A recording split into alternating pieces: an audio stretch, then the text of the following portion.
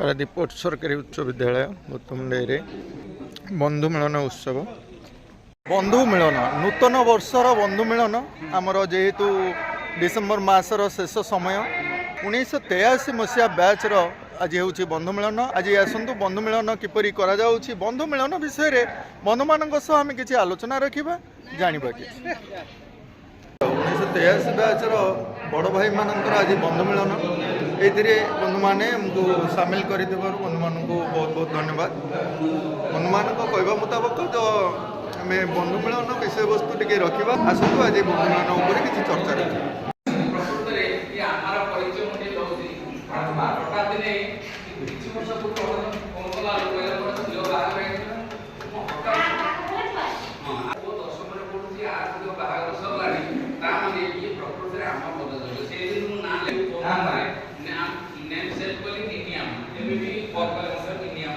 सांग मानकर मधुर संपर्क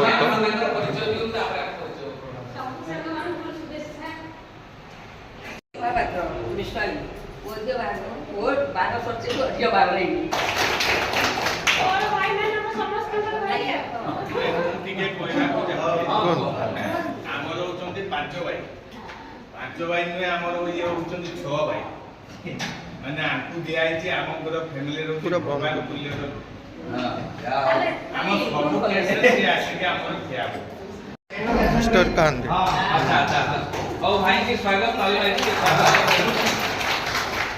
ठीक है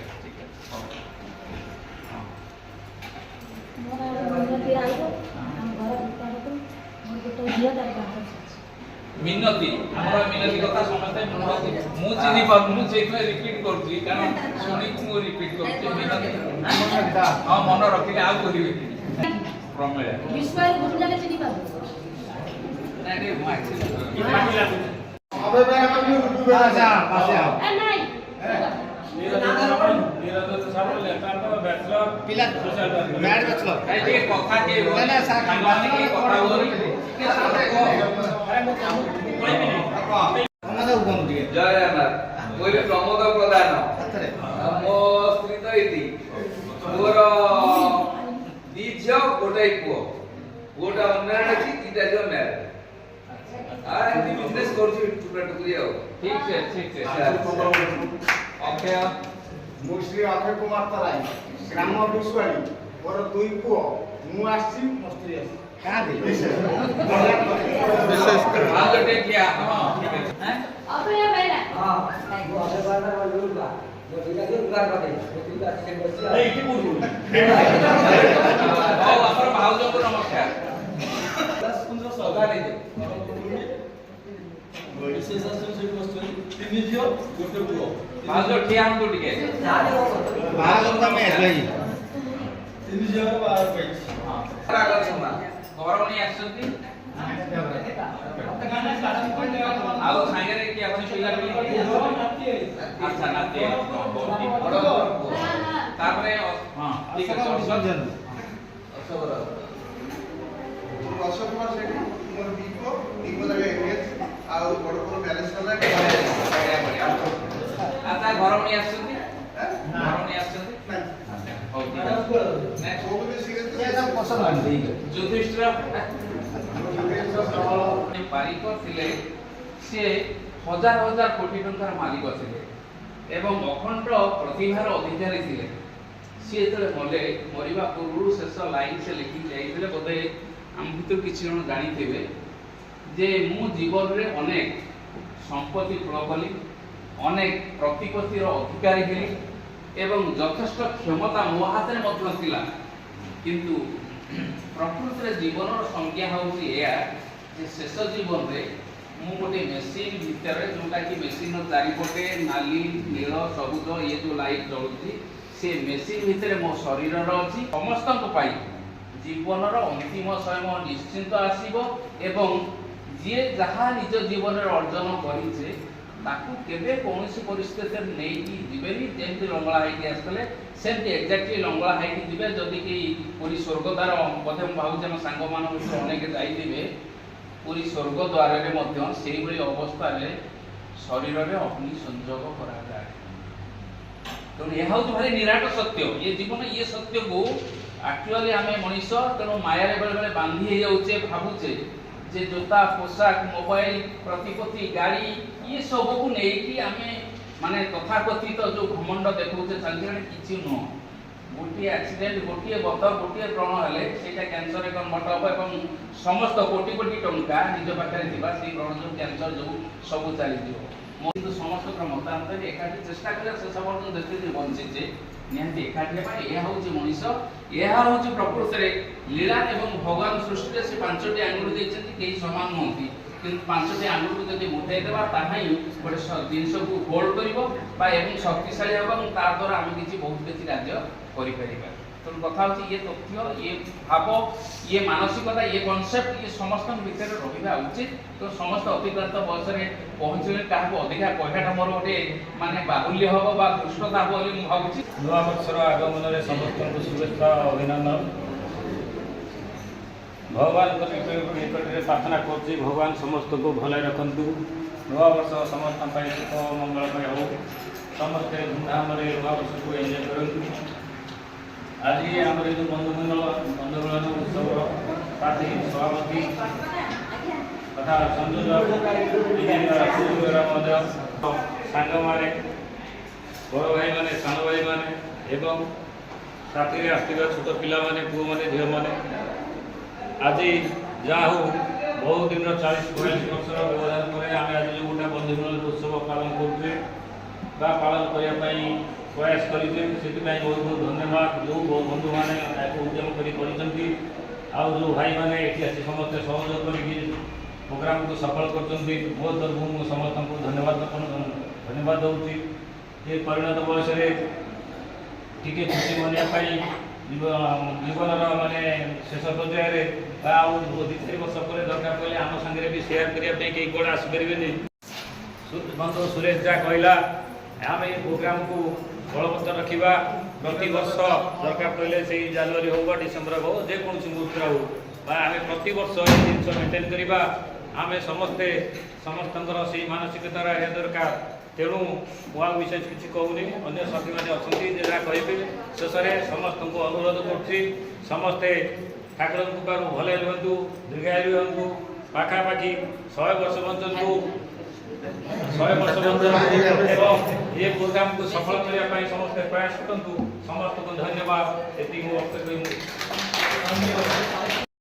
ଆମେ କୋଉଠି ବସୁଥିଲୁ, ଆମ ସାର୍ମାନେ କେମିତି ଥିଲେ, ଆମ ସାଙ୍ଗମାନେ କେମିତି ଥିଲେ, ଆମ ସାଙ୍ଗମାନେ ଭିତରେ ସମ୍ପର୍କ କେମିତି ଥିଲା, କିଏ କାହା ସାଙ୍ଗରେ ସେଡ଼ାମି କରୁଥିଲା, କିଏ କାହାକୁ ଚିଡ଼ଉଥିଲା, କିଏ ବଦମାସି କରୁଥିଲା, ଏ ବିଷୟରେ ଆଲୋଚନା ହେଲେ ଆହୁରି ଭଲ ହୁଅନ୍ତା ବୋଲି ମୁଁ ଚିନ୍ତା କରୁଥିଲି। ତା ଭିତରେ ବହୁତ ତ କହିଗଲେଣି କିଏ କହିନାହାନ୍ତି ସେ ବିଷୟରେ। ମୁଁ ଗୋଟେ କଥା କହୁଛି, ମୁଁ ଆମ ସାଙ୍ଗମାନଙ୍କୁ ସମସ୍ତଙ୍କୁ ପ୍ରଶ୍ନ ପଚାରିଲି ଆମ ଯେଉଁ ବ୍ୟାଚ୍ ଯେତିକି ପିଲା ଥିଲେ ସେଥିରେ ଆମର କେତେଟା ଗାଁର ପିଲା ଥିଲେ ସେ ଯଦି କିଏ କହିଦେବ ମୁଁ କହିଛି। ଆମେ ଯେଉଁ ବନ୍ଧୁର ପ୍ରକୃତ ଅର୍ଥ କ'ଣ ସାର୍? ପ୍ରତ୍ୟେକ ବର୍ଷ ଆମେ ବନ୍ଧୁ ଉତ୍ସବ ବା ବନ୍ଧୁମାନଙ୍କୁ ନେଇକରି ଗୋଟେ ଛୋଟ ଭୋଜିର ଆୟୋଜନ ମଧ୍ୟ ରଖୁଛେ, ବନ୍ଧୁ ମିଳନ ବୋଲି ତାକୁ କହୁଛେ। କିନ୍ତୁ ଏହା ସହିତ ବନ୍ଧୁର ପ୍ରକୃତ ଅର୍ଥ କ'ଣ, ବନ୍ଧୁ ଆମେ କାହାକୁ କହିବା ସେ ବିଷୟ ଟିକେ ଜାଣିବୁ। ଯେ ବନ୍ଧୁର ଧର୍ମ ଯାହା ଆପଣ ପଚାରିଲେ, ପ୍ରକୃତରେ କର୍ତ୍ତବ୍ୟ ହେଉଛି ବନ୍ଧୁର କର୍ତ୍ତବ୍ୟ। ଯେତେବେଳେ ଯିଏ ବନ୍ଧୁ ସିଏ ହେଉଛନ୍ତି ପ୍ରକୃତ ବନ୍ଧୁ, ଯିଏକି ବିପଦ ସମୟରେ ବନ୍ଧୁ ପାଖରେ ସେ କାୟିକ ଭାବେ ହେଉ ମାନସିକ ଭାବେ ହେଉ କିମ୍ବା ଶାରୀରିକ ଭାବେ ଯିଏ ଉପସ୍ଥିତ ରୁହନ୍ତି ବନ୍ଧୁର ବିପଦରେ, ସେ ହିଁ ହେଉଛନ୍ତି ପ୍ରକୃତ ବନ୍ଧୁ। ତେଣୁ ସିଏ ତାଙ୍କୁ ସାହାଯ୍ୟ କେତେ କରିବେ, କିଛି କଥା ପଦେ ବି କହନ୍ତି, ତାଙ୍କର ଦୁଃଖଟା ନିଶ୍ଚିନ୍ତ ଅନେକାଂଶରେ ଲାଘବ ହେଉଛି କର୍ତ୍ତବ୍ୟ। ଏବଂ ବନ୍ଧୁ ମିଳନର ମୂଳ ଉଦ୍ଦେଶ୍ୟ ହେଉଛି ଯେ ଦେଖନ୍ତୁ ଏତେ ବର୍ଷ ଭିତରେ ମୋତେ ଏଇ ଲତିକା ଏବେ ପଚାରୁଥିଲା ଯେ ଭାବ ଆଦାନ ପ୍ରଦାନ ହେଉଛି ନା, ଯେଉଁଟାକି ସେ ଭାବଟା ହୁଏତ ଲତିକା ତା ପରିବାର ଜଞ୍ଜାଳ ଭିତରେ ସିଏ ଜାଣିପାରୁନଥିଲା, ହୁଏତ ମନ ଭିତରେ ଉଙ୍କି ପାରେ ସିଏ ପଚାରି ପାରୁନଥିଲା, ଆଜି ଥର ପଚାରି ବୁଝିଲା ବା ଜାଣିଲା, ତା ସାଙ୍ଗରେ ଲାଭ କ୍ଷେତ୍ର ବିଚାର ନାହିଁ, କିନ୍ତୁ ଜାଣିବାର ଗୋଟେ ଅବକାଶ ଏଇ ବନ୍ଧୁ ମିଳନ ଯୋଗୁଁ ହେଇପାରିଛି। ଆମ ସାଙ୍ଗମାନେ ଯିଏ ଯେତେବେଳେ ବିପଦରେ ପଡ଼ିଛନ୍ତି ତାଙ୍କୁ ସାହାଯ୍ୟ କରେ। ଯାହା ଆପଣ କହୁଥିଲେ ବନ୍ଧୁର କର୍ତ୍ତବ୍ୟ କ'ଣ, ବନ୍ଧୁ ହେଉଛନ୍ତି ବିପଦରେ ଜଣେ ସାଙ୍ଗ ପାଖରେ ବା ବନ୍ଧୁ ପାଖରେ ପହଞ୍ଚି ପାରୁଛି ଏବଂ ତାକୁ 2 ପଦ କଥା କହୁଛି, ସେହି ବନ୍ଧୁର ସଂଖ୍ୟା। ନାଇଁ ସାର୍, ପ୍ରକୃତରେ ଦୁଃଖ ସମୟରେ ବା ବିପଦ ବେଳେ ଆମ ପାଖରେ କିଏ ଛିଡ଼ା ହୋଇଥାଏ? ବନ୍ଧୁ ହିଁ ପ୍ରକୃତରେ ଆମ ପରିବାର ନା ଆମ ପିତାମାତା ନା ତ ସବୁଠାରୁ ବଡ଼ ବନ୍ଧୁ କିଏ ସେ ବଡ଼ ବନ୍ଧୁ ତ ଶ୍ରେଷ୍ଠ ବନ୍ଧୁ ଯଦି ସେ କଥା କହିବେ ଆଜ୍ଞା ତାହେଲେ ମୁଁ ପ୍ରଥମେ କହିବି ଯଦି ସଂସାରରେ 5 ଜଣ ଲୋକକୁ ସାମାଜିକ ସ୍ତରରେ ମାନେ ସାର୍ବଜନୀନ ଭାବେ ଗ୍ରହଣ କରାଯାଏ ଏବଂ ତାହା ଅନସ୍ୱୀକାର୍ଯ୍ୟ ଗ୍ରହଣ କରିବାକୁ ସମସ୍ତେ ବାଧ୍ୟ ପ୍ରଥମେ ମୁଁ ସୃଷ୍ଟି ହେଲି ମୋ ବାପା ମାଆଙ୍କୁ ଯୋଗୁଁ ତେଣୁ ପ୍ରଥମେ ମାନେ ସମ୍ମାନର ଯୋଗ୍ୟ ହେଲା ନିଜ ବାପା ମା ବନ୍ଧୁମାନଙ୍କ ଅନୁରୋଧ କ୍ରମେ ସୁନ୍ଦର ଗୀତଟି ଗାଉଛନ୍ତି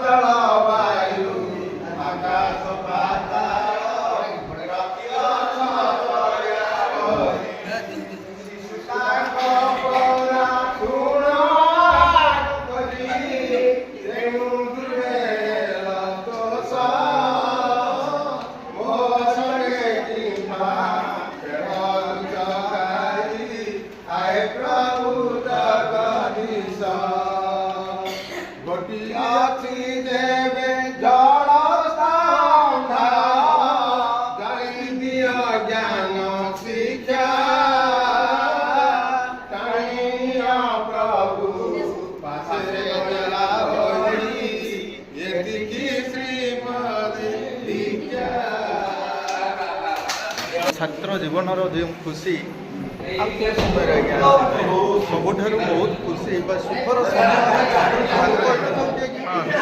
ଆଜି ସେଇ ସୁଖର ବା ସୁଖର ସମୟରେ ତଥାପି ଆମର ବନ୍ଧୁମାନେ କିଛି କହୁନାହାନ୍ତି କାହିଁକି ନା ଶାନ୍ତିରେ ନାହାନ୍ତି ପରିବାରରେ ଭଲରେ ବି ଚଳିପାରୁନାହାନ୍ତି କ'ଣ କରାଯିବ ବହୁତ ଷ୍ଟ୍ରଗଲଫୁଲ୍ ଲାଇଫ୍ କ'ଣ କ'ଣ ଟିକେ ସେ ବିଷୟରେ କ'ଣ ଆଉ କହିବା ଜୀବନରେ ଯେତେ ବି ଦୁଃଖ ସୁଖ ଝଡ଼ ସବୁ ଏହି ପରିବାର ଭିତରେ କିନ୍ତୁ ଷ୍ଟୁଡେଣ୍ଟଙ୍କ ଅବସରରେ ଛାତ୍ର ସମୟରେ ସେଗୁଡ଼ା କିଛି ନଥାଏ ଗରିବ ଅମିରି ଛୋଟ ବଡ଼ କିଛି ନଥାଏ କିନ୍ତୁ ସେ ସମୟ ଘରକୁ ଗଲା ପରେ ଦୁଃଖ ଥିଲେ ବି ସୁଦ୍ଧା ବି ଆମେ କିନ୍ତୁ ସ୍କୁଲରେ ବହୁତ ଶାନ୍ତିରେ ସୁଖରେ ଥାଉ ସାଙ୍ଗସାଥି ମିଳି ଥାଉ ସବୁ କିଛି ଥାଏ କିନ୍ତୁ ଘରକୁ ଗଲା ପରେ ଘରେ କେତେ କ'ଣ ଦୁଃଖ କ'ଣ ସେ ସମୟ ତ ଅତିବାହିତ ହେଇଯାଇଛି ଆମ ତେୟାଅଶୀ ମସିହା ବ୍ୟାଚ୍ର ବନ୍ଧୁମିଳନ ଆମର ଭୋଜିର ଆୟୋଜନ ମଧ୍ୟ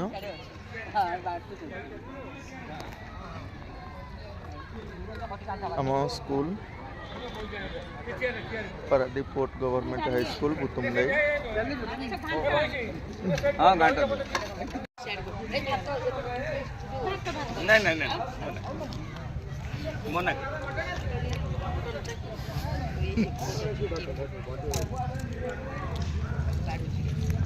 ଭୋଜିର ଆନନ୍ଦ ମଧ୍ୟ ନେଇଥାଉ ସାଙ୍ଗସାଥି ମେଳରେ ଏହି ଗୋଟିଏ ଦିନକୁ ଆମେ ଛାତ୍ର ଜୀବନର କିଛି କଥା ବା ଆମର କିଛି ଅନୁଭୂତି ଆମେ ସେୟାର କରିଥାଉ ଆସନ୍ତୁ ବର୍ତ୍ତମାନ ତ ସରି ଆସିଲାଣି ଆମର ଭୋଜିର କାର୍ଯ୍ୟକ୍ରମ ମଧ୍ୟ ଆମମାନେ ଖାଇସାରିଲେଣି ଏବେ ଆମେ ଫେରି ଯାଉଛେ ଆଜ୍ଞା ମା ଟିକେ ଚିନ୍ତା କରନ୍ତୁ ନା ଏ ଛାତ୍ର ଜୀବନ କେତେ ବର୍ଷରେ ଥରେ ଆମେ ଭେଟଘାଟ ହେଇଛେ ଏ ଛାଡ଼ି ଯାଉଛେ ଆମେ କ'ଣ ଟିକେ ଅନୁଭୂତି କହୁନାହାନ୍ତି କେମିତି ଲାଗୁଛି ଟିକେ କୁହନ୍ତୁ ମା ମାନେ ଛାଡ଼ିଦେବା ପାଇଁ ଭଲ ଲାଗୁଛି ହଁ ସେ ବିଷୟ ଟିକେ କୁହନ୍ତୁ ମାଆର ତ ଆସିକିରି ଜେଜେମା ହେଇଗଲେ। ଆଚ୍ଛା ଆଚ୍ଛା ଆଉ ଛାଡ଼ିକିରି କେମିତି ରହିବୁ ସଂସାର? କେତେ ବର୍ଷ ହେଇଗଲା ବିଦ୍ୟାଳୟ ଛାଡ଼ିଗଲେ। 42 ବର୍ଷ ହେଇଗଲାଣି। ବନ୍ଧୁ ମିଳନ ଦୁଇଥର ହେଇଗଲାଣି। ଆଉ ଆପୁ ଆମେ ବି ଆମେ ଫାଇନାଲ କରୁ ଆପୁ କଣ୍ଟିନ୍ୟୁ କରିବୁ ପ୍ରତିବର୍ଷ ବହୁତ ଭଲ ଲାଗୁଛି। ଆଉ ସମସ୍ତେ ବି ମାନେ ସେଇ ରେଟ୍ରେ ଆମକୁ ସହଯୋଗ କରୁଛନ୍ତି, ଖୁସି ଅଛନ୍ତି। ତେଣୁ ଆମେ ଏଇ ପ୍ରୋଗ୍ରାମକୁ ପୁରା ମାନେ କଣ୍ଟିନ୍ୟୁ କରିବୁ ବୋଲି ଆଶା କରୁଛୁ। ଯାଉ କଣ୍ଟିନ୍ୟୁ କରନ୍ତୁ, ମନା ନାହିଁ ସେ ବିଷୟରେ, କିନ୍ତୁ ବନ୍ଧୁମାନେ ମିଳିତ ଭାବରେ ଆମେ ଯେଉଁ ନିଶ୍ଚିତ ଆମେ ପରବର୍ତ୍ତୀ ସମୟରେ ଆଲୋଚନା କରି ସେ ଜିନିଷ ଫାଇନାଲ କରି ନିଶ୍ଚିତଟା କରିବୁ। ବହୁତଟା ଭଲ ସାଙ୍ଗମାନେ ଭଲ ପ୍ରସ୍ତାବ ଦେଇଛନ୍ତି, ଆମେ ତାକୁ କାର୍ଯ୍ୟକାରୀ କରିବା ପାଇଁ ନିଶ୍ଚିତ ଉଦ୍ୟମ କରିବୁ। ଆମ ଛାଡ଼ି ଯାଉଛନ୍ତି କୁହନ୍ତୁ, କେମିତି ଲାଗୁଛି କୁହନ୍ତୁ ନା?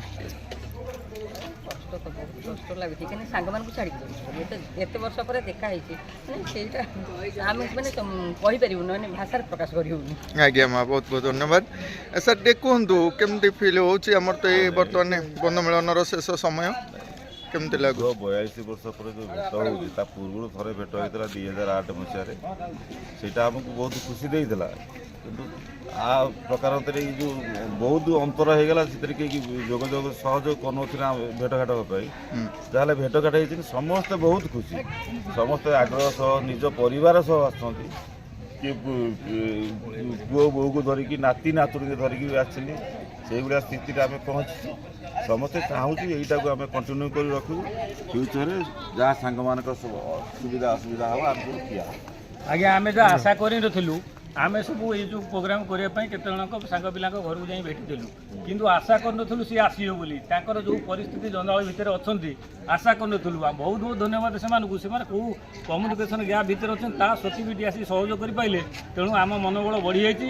ଆମେ ଏଇ ପ୍ରୋଗ୍ରାମକୁ ସାଙ୍ଗ ସୁରେଶ ଯେଉଁ କହିଲା, ପ୍ରସ୍ତାବ ଦେଲା, ଆମେ ୟାକୁ ନିଶ୍ଚିତ ଭାବରେ ଆମେ କଣ୍ଟିନ୍ୟୁ କରିବୁ, ଏନ୍ଜୟ କରିବୁ। ଆଚ୍ଛା ବନ୍ଧୁ ଟିକେ କହିବେ କି ଗୁରୁଜୀ ଗୁରୁମାଙ୍କ ସମୟର କଥା, ଯେହେତୁ 42 ବର୍ଷ ମଧ୍ୟରେ ବର୍ତ୍ତମାନ ଆମ ସମୟର ଗୁରୁଜୀ କ'ଣ ନଥିଲେ, ଆମର ଶିକ୍ଷକ କିଏ ଆସିଥିଲେ କି ଆଜି? ନାଇଁ, ପ୍ରକୃତ ପକ୍ଷେ ଆମ ସମୟରେ ଯେଉଁ ଶିକ୍ଷକ ମାନେ ଥିଲେ, ଶିକ୍ଷୟିତ୍ରୀ କେହି ନଥିଲେ। ଶିକ୍ଷକ ଯେଉଁମାନେ ଥିଲେ ସେମାନେ ଆକ୍ଚୁଆଲି ୟଦାମରେ ନାହାନ୍ତି। ଆଉ ତାଙ୍କର ଯେଉଁ ଶିକ୍ଷା ଶୈଳୀ ଥିଲା, ଆମର ସୁଖଦେବ ସାର୍ ଥିଲେ, ସଂସ୍କୃତ ପଢ଼ାଉଥିଲେ। ଦ୍ୱିଜବର ସାର୍ ଥିଲେ, ଗଣିତ ପଢ଼ାଉଥିଲେ। ଗନ୍ଧର୍ବ ସାର୍ ଥିଲେ, ଇଂଲିଶ ପଢ଼ାଉଥିଲେ। ତେଣୁ ଏ ଯେଉଁ ପଢ଼ିବା ଶୈଳୀଟା ସାର୍ଙ୍କର ଥିଲା।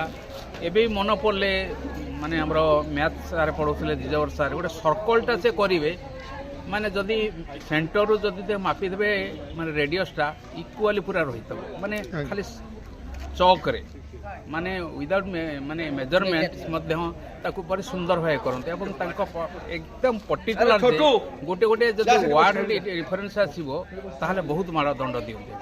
ତେଣୁ ସେଇଟା ଆମକୁ ଯେଉଁ ଶୈକ୍ଷିକ କ୍ଷେତ୍ରରେ ବହୁତ ଆଗକୁ ନେଇଛି। ଏବଂ ଆମେ ଏବେ ମଧ୍ୟ ନିଜ ପିଲାମାନଙ୍କ କ୍ଷେତ୍ରରେ କି ଅନ୍ୟମାନଙ୍କୁ କହିଲା ବେଳେ ସେଇଟାକୁ ଉଦାହରଣ ଦେଉଛୁ ଆମ ସାର୍ମାନଙ୍କର। ଆକ୍ଚୁଆଲି ଆମେ ସେ ସାର୍ମାନଙ୍କ ପାଖରେ ସତ ଋଣୀ, ଯଦିଓ ସାର୍ମାନେ ଆଉ ଇହଦାମାନ ନାହାନ୍ତି, କିନ୍ତୁ ତାଙ୍କର ଯେଉଁ ତ୍ୟାଗ, ତାଙ୍କର ଯେଉଁ ଶିକ୍ଷା ଆମକୁ ମଣିଷ କରିଛି। ତେଣୁ ଶତ ଶତ ଧନ୍ୟବାଦ ସେ ସାର୍ମାନଙ୍କୁ, କୋଟି କୋଟି ପ୍ରଣାମ ସାର୍ଙ୍କୁ, ଯେ ତାଙ୍କର ଶିକ୍ଷା ଯୋଗୁଁ ଆମେ ଏ ଅବସ୍ଥାରେ ଠିଆ ହେଇଛୁ।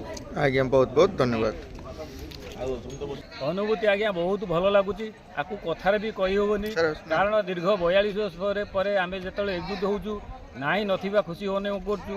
ଆମେ ଯେଉଁ ଅନୁଭବ କଲୁ, ଯେଉଁ କେତେ ଜଣକୁ ଭେଟିଲୁ, ଇଏ କଲୁ, ସେ ଯେଉଁ ଭଳି ଭାବରେ ଏଠି ଆମେ ବି ଆଶା କରିନଥିଲୁ ଆସିବେ। ଯେଉଁ ପରିବାର ଜଞ୍ଜାଳ ଭିତରେ ଥାଇ ଏଠି ଆସି ପହଞ୍ଚି ପାରିଲେ, ଆମକୁ ସମୟ ଦେଇପାରିଲେ, ସିଏ ଆମ ମନୋବଳକୁ ବହୁତ ବଢ଼େଇ ଦେଇଛି।